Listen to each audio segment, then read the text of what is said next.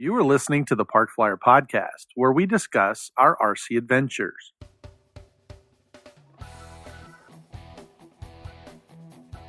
Welcome to the Park Flyer Podcast, where we discuss the ups and downs of the new RC Flyer. Join your hosts, Michael and Jay, as they take flight at the park. Now on with the show. Everybody, welcome to the Park Flyer Podcast. I'm Michael from Arizona, and with me today is Shannon G and Mesa AZ. Yeah, we're missing a couple guys today, but it's all right. It's one of those weeks where everybody's kind of trying to, I know, right? Everybody's trying to get everything taken care of. But yeah, we just got back from Best in the West, the jet rally out in California. And so that was I missed it last weekend. Yeah, it was kind of sad, but it was a great time. We we were able to kind of get out there, and so I think for this episode we'll chit chat a little bit about it. If you are a YouTube guy, or if you're on our website, you can go to parkflyerpodcast at gmail or parkflyerpodcast.com, or you can go to our YouTube channel. There is a photo of my Sparrow, and we're going to use that as the main photo for our podcast. But anyway, you'll have to go look at it, because when we get to that part of the story, we'll talk about that. But is it a laden or an unladen sparrow? It is African. Well, yeah. What are they? It's a laden swallow. There we go. Okay. A nice reference there. Well, so to bring everybody up to speed, we decided, Barry Hendricks and I decided that we were going to head out there, and we took some time off. And I actually lucked out. I got to trade out some work, and wound up with a whole week off. And that worked out in my favor. And so we actually left a little early. Normally we leave out on Thursday, and then we just fly, we get there late Thursday, and then we do Friday, Saturday, and we come home on Sunday. So we only do like a 2-day event. This particular time, we got there on Tuesday.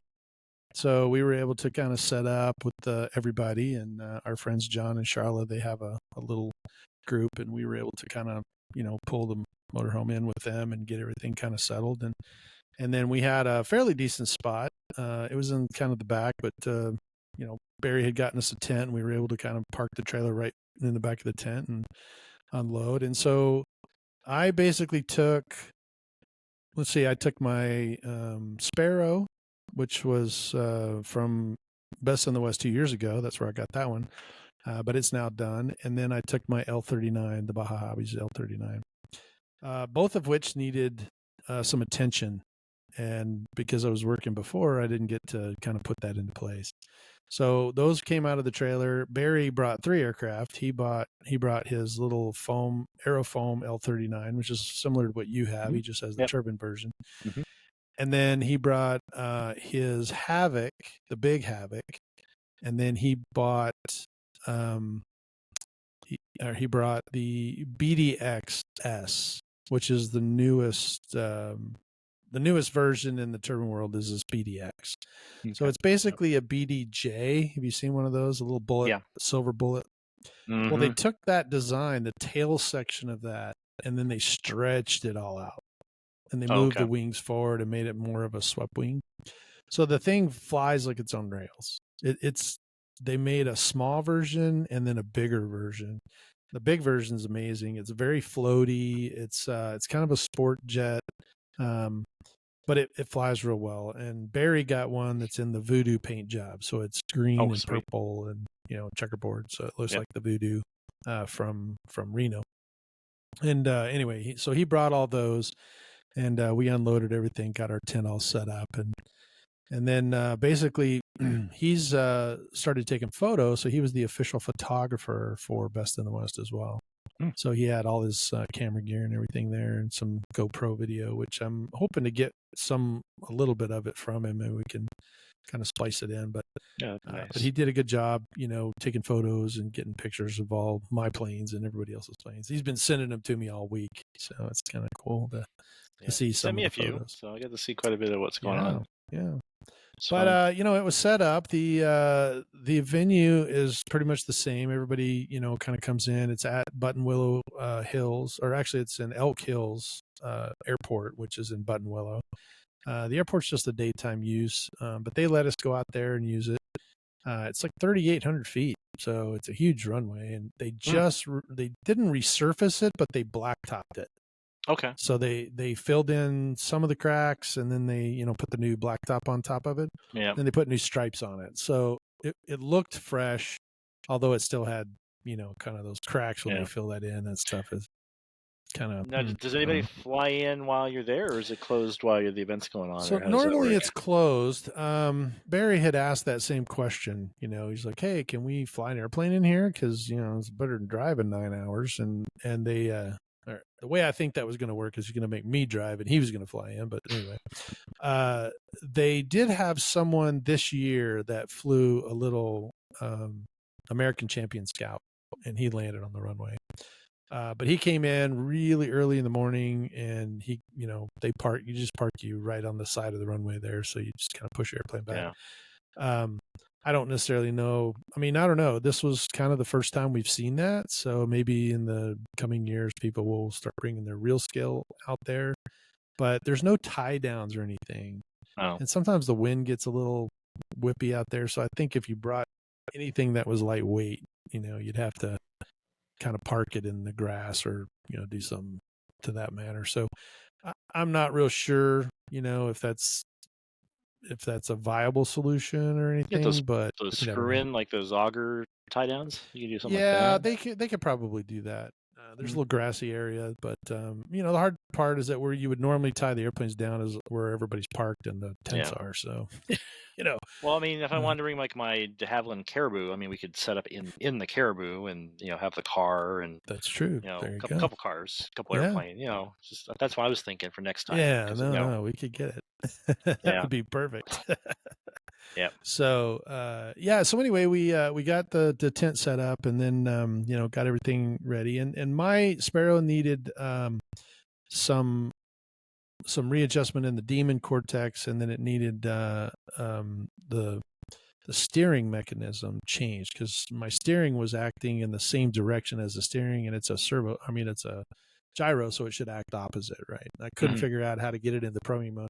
I've been working on that thing here, trying to get ready for this for the last 2 months, and that thing was just giving me fits because you have to go back and forth and get this thing to go into a program mode, and then you have to switch it, the modes.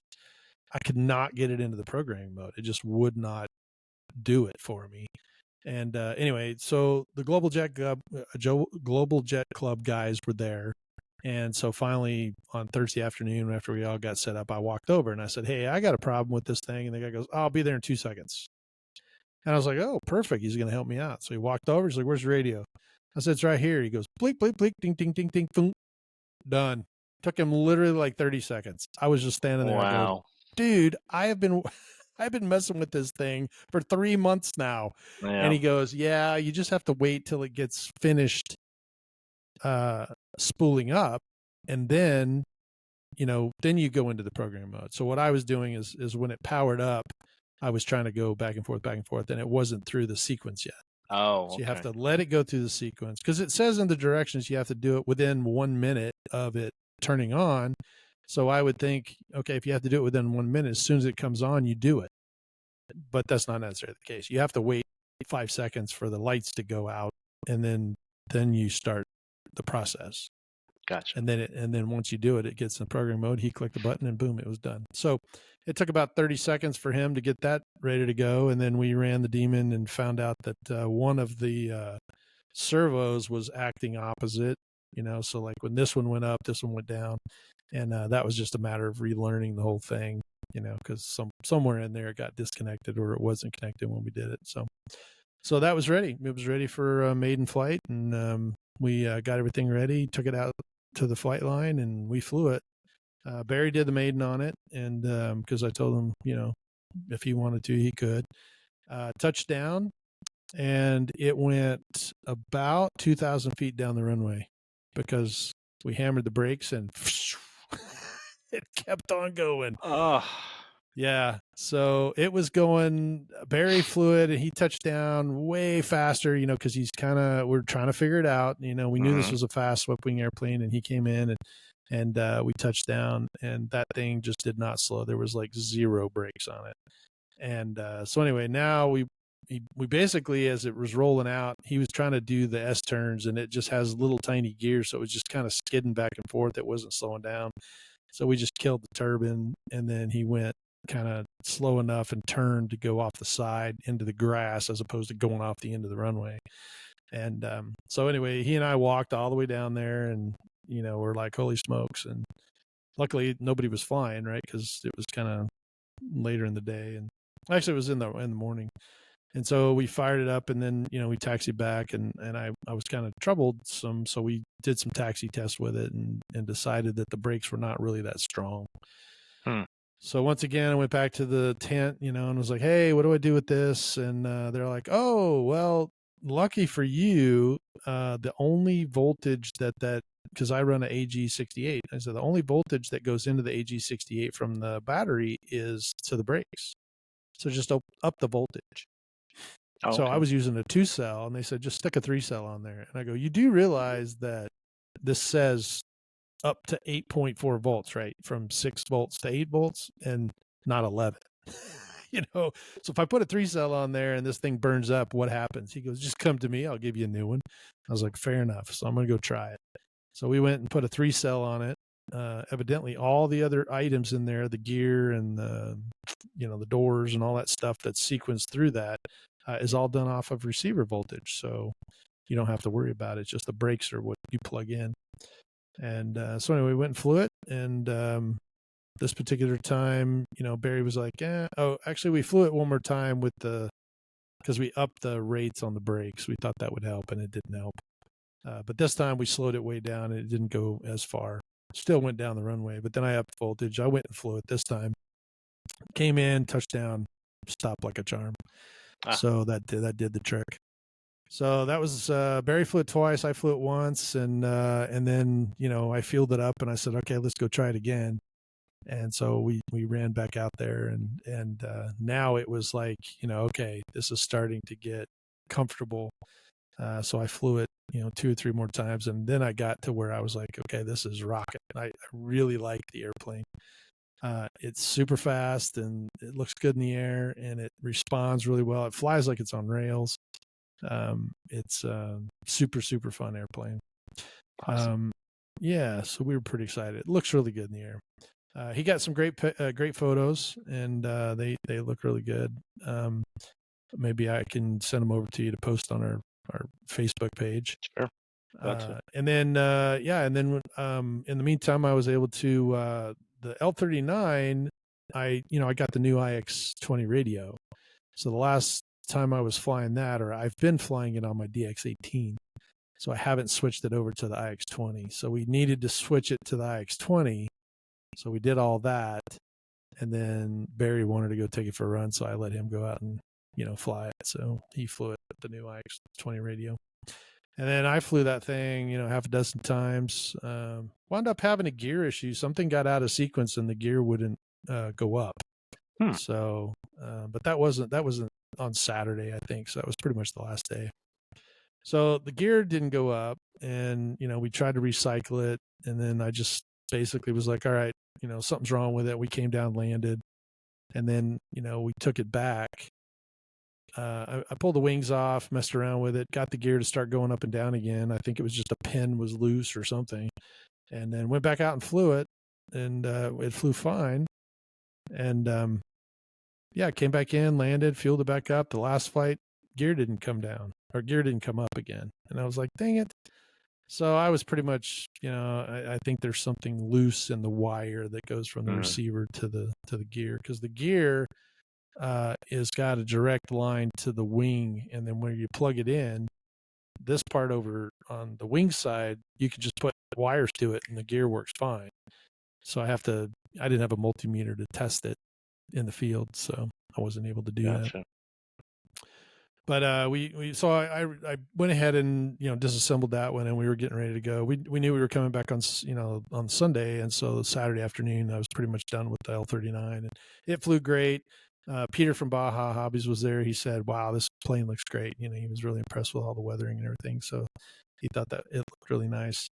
Barry got some great photos of it too. And then we jumped back on the Sparrow and took it out one last time. And so this is kind of the, kind of that back to the photo portion. And so I told Barry, I said, okay, I'm feeling more comfortable with this airplane. And I got a turn to go up where everybody was kind of gone. So it was just me flying.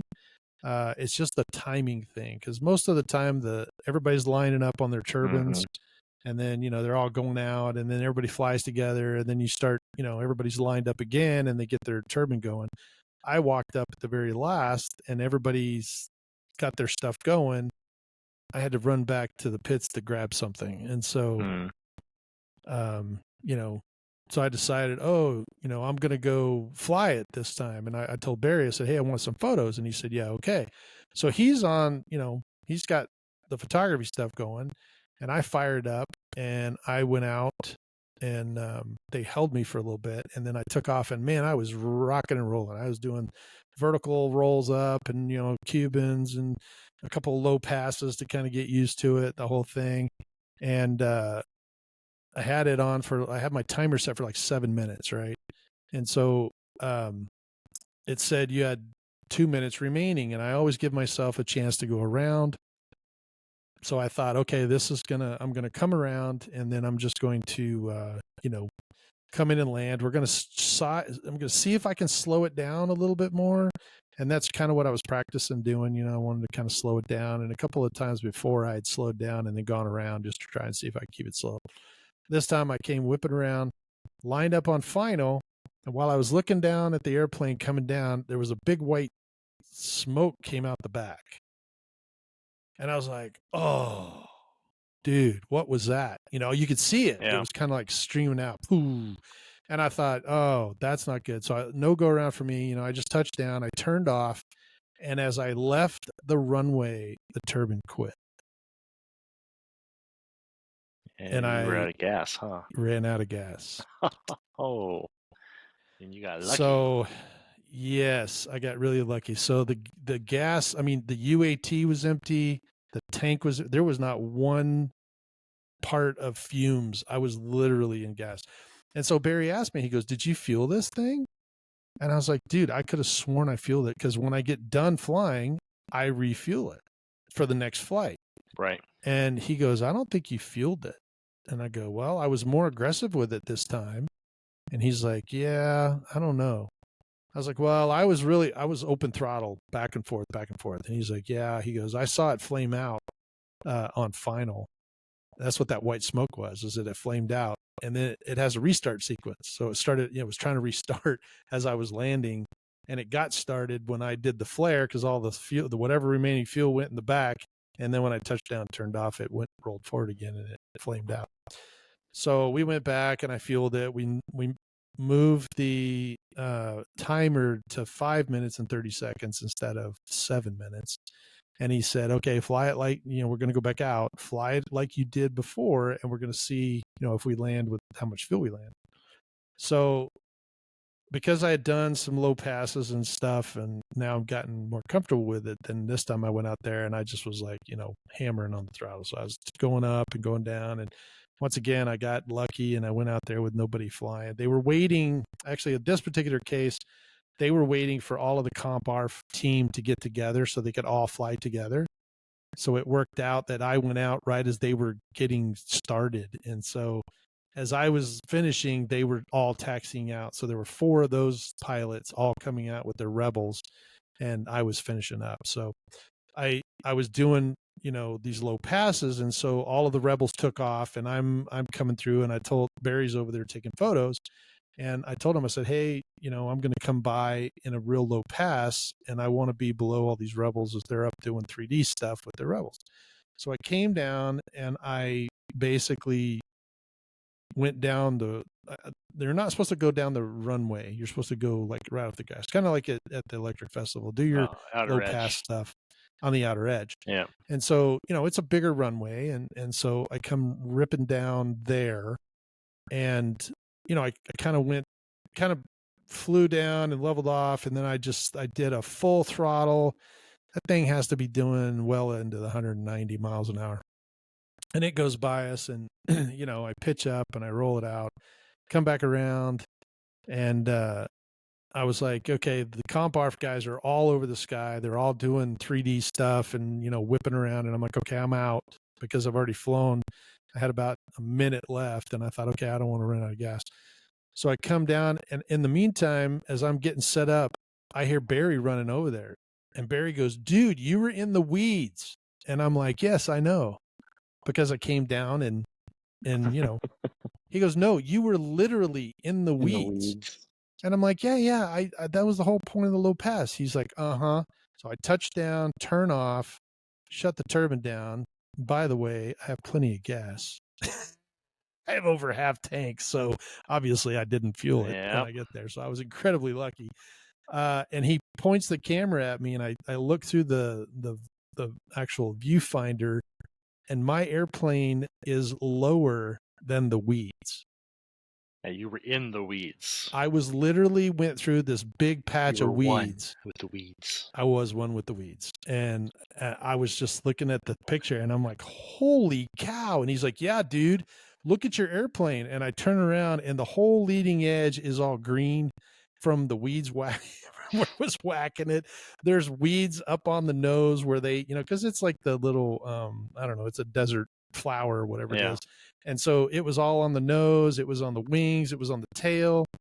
And if you look at this picture, by the way, the picture is going to be in Jet International, so hopefully that'll be published. But I'm literally, if my landing gear would have been down, I would have been rolling down the runway. Oh wow, that's how low I was. I was probably a good 4 to 6 inches off the ground.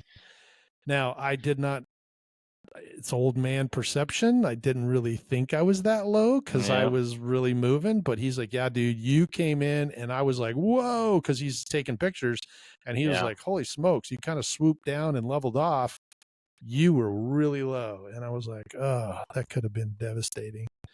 So anyway, I had a blast. I decided that luck was with me and I did not destroy my airplane. And that was the last flight on Saturday. So there you go. I went ahead and put it in the trailer and said, it's good to know. But I did have to spend about 20 minutes cleaning all of the bugs smashed, all the weeds smashed off of it. So, so anyway, the only other thing that happened, it was a big thing that happened was Barry's HAVOC. Poor guy. I felt so bad. He flew, the BDX was great. That thing was really ripping around. It's super fast and it flies like it's on rails.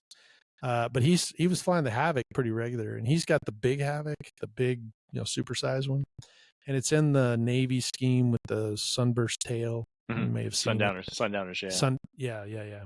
And anyway, he went out. He had been flying it all morning, and this was Saturday, I guess, Saturday afternoon, and I had just finished flying, and he's like, hey, I'm going to fly the HAVOC. And I think this may have been why I didn't fuel it, because he wanted to go right away. And so I pushed my airplane off to the side, and then I ran back over to grab him. And in hindsight, I think that was what caused me not, then I was like, oh, let's go fly. And I just pushed it back out, thinking that I always fuel it. And this was something different. So we went back over, and he started his airplane, and it did a cold start. It never fired off. So it just sat there spinning. And, we were I was looking at him. I was like, well, that thing didn't fire off. And he had already put the lid and everything on it. And he's like, yeah, it did. And I said, no, that's the guy behind us. Yours is still turning. And so he stuck his hand back there, because you can put your hand behind there. There's there's air, but it's not hot air, right? So he shuts it down, and we look at it, and he's like, wow, that's weird. It doesn't look like it didn't start. And so he tried it again, did a cooling thing, and then tried it. It didn't start the second time. And so he tried one more time, and it just hung, right? It just was in there, just like it never got to you could hear the igniters, but it felt like it never ignited, no fuel. So it never got out of the fuel ramp up stage. Mm-hmm. So he's like, okay, crap. He runs back to the trailer, and he grabs his little ECU, and he comes running back. He plugs it in. He's like, I think it's a temperature thing, right? Because it was 100 and something degrees out there. And so he changed the temperature, ambient temperature setting on the ECU. and he fired it back up, and sure enough, you could hear it turning, and then you heard it kind of catch, and it started ramping up, and he's trying to get out there because they've been telling him, hey, you either need to move and let someone in, or you need to go. And so we had this pressure of us going, and so he slapped the lid on it. Now on the big HAVOCs and some of the other airplanes, when you put the canopy covers like the whole top part of the airplane. And so in order to keep that in there, you have a screw that goes down in the front. So he screwed the screw down, and then he runs around to the back to push it out. And when he did, one of the guys started yelling, "Hey, you got flames." And he's like, "What?" And he grabs the tail of the HAVOC to push it, and he sees flames coming out. So, there's flames coming out of his tailpipe, and he kind of blew it, so he bends over and he goes like he's going to blow out this candle. and we're like, "Dude, there's a fire extinguisher sitting right next to you." Well, he picked the fire extinguisher up, and by the time he spun back around, the fire inside that HAVOC was so intense that the whole back section melted and just fell off the back. It just I think I saw the pictures. Yeah, I was like, wow. And so he's spraying it in this little crack that happened, where it pulled the fuselage apart, and he's trying to get it in there, and he's spraying it up the tailpipe. And everybody's like, "Get the lid off, get the canopy off." And so he runs around, and I grabbed a fire extinguisher, and I'm kind of trying to get it down in there, and you can see the flames lapping out. And he opened that lid, and it was like opening a barbecue pit. It was just like instant black acrid smoke just billows everywhere. And I hit the turbine, looked like it was on fire, so I hit the turbine with the fire extinguisher, but the turbine was still running. The turbine was going. Yeah. And so, but everything was in there. And I looked down, and all of the wires to the receiver were melted.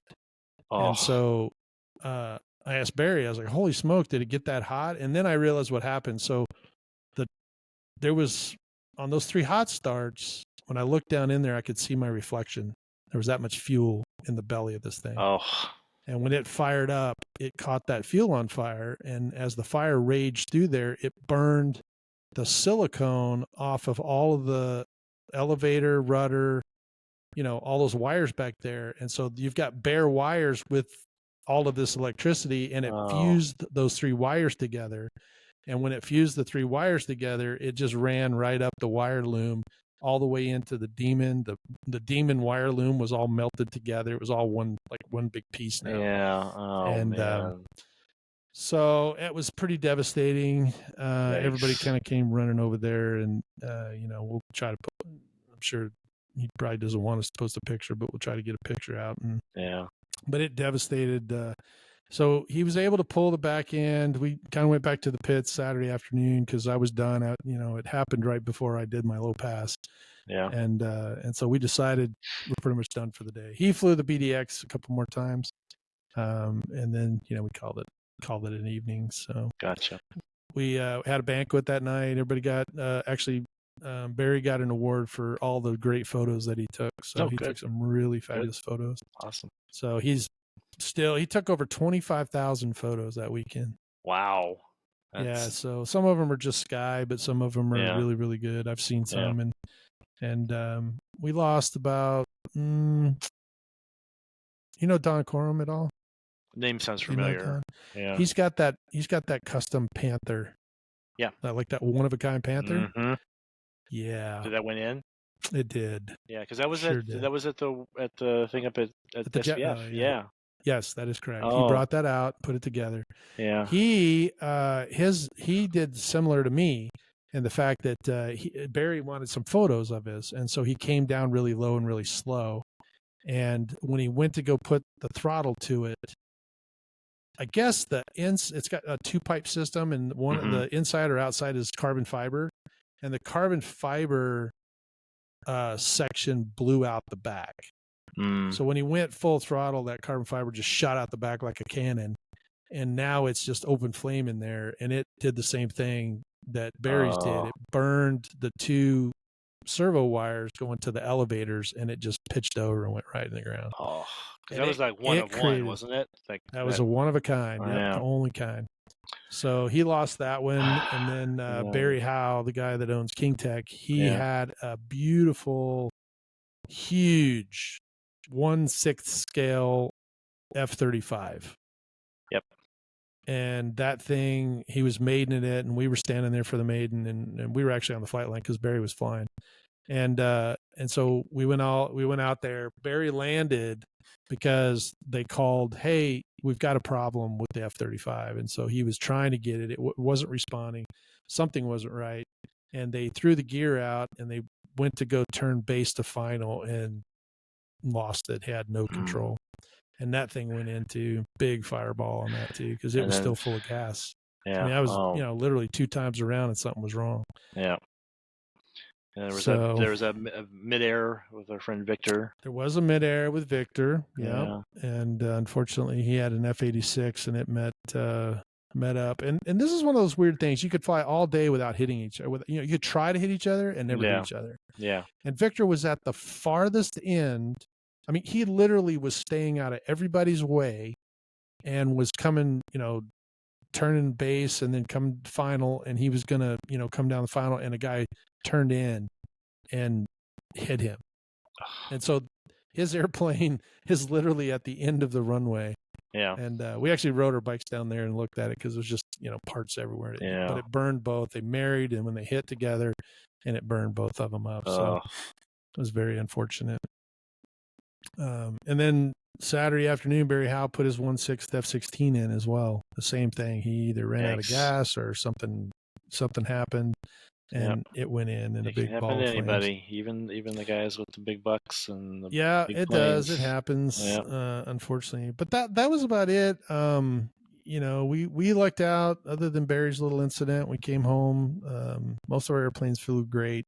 We all understand that in RC world everything has an expiration date. So, so we do know that it's coming. But it was a great weekend, and we'll try to get some photos out. But it was a fun time. I've been meaning to go to the thing for years and years. There's a lot of the guys I know, James and Ralph, and of course you guys, they're all there.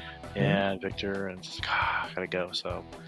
Hopefully you'll definitely year. have to come out with us. We're definitely gonna do it again. So it's definitely fun. And John and Charlotte put on great appetizer dinners kind of thing for us. It was really, really nice, and everybody had a great time. Good. So awesome. it was fun. Words Banquet was great. I didn't wind up coming home with anything. It wasn't really, oh, I take that back. BVM was there, so I brought a bunch of BVM, epoxy and some tanks and that kind of thing home. But I didn't bring any airplanes. So that's a good thing, probably. Yeah. It is a good thing because there were 3 of them, and I bid on 3, but I just got to the point where I wasn't willing to go over a number. I was like, okay, I've brought this much, and if it goes over that, it just wasn't meant to be, right? So,